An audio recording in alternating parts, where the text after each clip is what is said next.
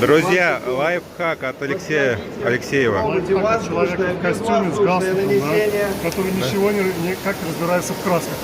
Короче, что делать, если у вас запечатана банка, а отвертки нет, да, или открывашки?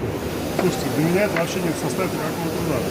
Берете другую такую же банку, подковыриваете в нескольких местах, и вуаля, банка у вас открыта. Волшебник, просто Вы же волшебник. знаете, как пиво открывается бутылка о бутылку, здесь то же самое. Но без папка. Отлично. Давайте, просто на здоровье.